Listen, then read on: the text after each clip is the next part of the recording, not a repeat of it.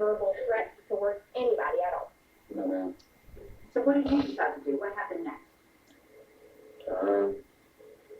What came to mind was Mr. English's video, something that looked like that on his document. So I split her off, grabbed my phone, walked down to the corner.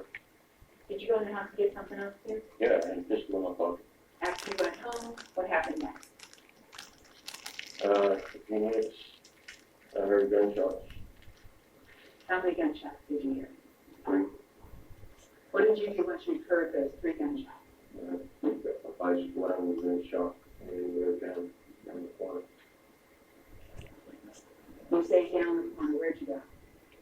Down to Satilla Drive, left. What'd you find? I saw a police car, saw Mr. Arbery laying on the street. I saw Mr. Greg and Travis there. What'd you do? I stopped and went home. It's kind of a shocking scene there. I remember having a dialogue in my head. Should I tell you about that? Like, just what I thought. I thought I was driving by and I thought, what is he doing in there? And then I thought, no, Kelly, don't be racist. He's probably working on the house. And then I thought, well, no, he doesn't have a tool belt on. What did he look like? It's a black male, red shirt, white shorts. And you said the house was being built? It's being built. Yes, ma'am. It's vacant right now. He is in the house. Are you okay? Yeah. Well, no, it just startled me. When I turned around and saw him and backed up, he reached into his pocket and ran into the house. So I don't know if he's armed or not, but he looked like he was acting like he was. I have a house that we're under construction on, and I have a dog down at 220 Satilla Drive. That's the Steel Shores of Brunswick. I got a camera system there. I got a trespasser there. So he's a colored guy, got real curly looking hair. He's tattooed down both arms,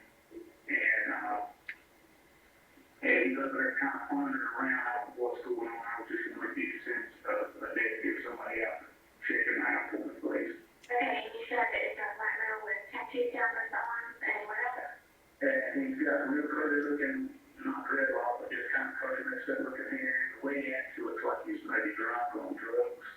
You don't know him, right? No, and you know him that night.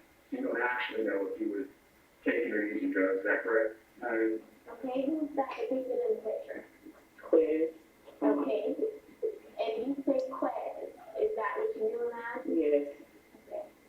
The evidence shows overwhelmingly that Travis McMichael, honestly and lawfully,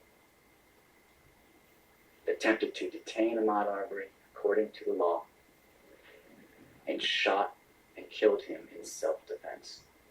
Where was the Miranda form that you used on this occasion? He was not under arrest. Miranda is only required when somebody's being questioned while they're in custody. At no time was Mr. Bryan in custody during his questioning. As a matter of fact, he was advised from the beginning that he was free to leave and that he was free to stop talking at any time, to which Mr. Golf was present during those conversations. Well, let's be clear, you were under no legal obligation to give Mr. Bryan Miranda rights, but you could have. There's no reason to. But you could have. I could do a lot of things, but there's no reason to read him Miranda if he is not in custody, or there's no chance of him being put into custody at that time. You've never Mirandized somebody who wasn't in custody. I do a lot of different things depending on the investigation. Now, Mr. Bryan never denied following Mr. Arbery, did he? That's correct. And while he might not have used the word, Mr. Bryan never denied angling his vehicle ahead of Mr. Arbery. He never denied angling his vehicle in that direction. His choice of words changed drastically from the point of the Glen County interview to the point of his interview with me.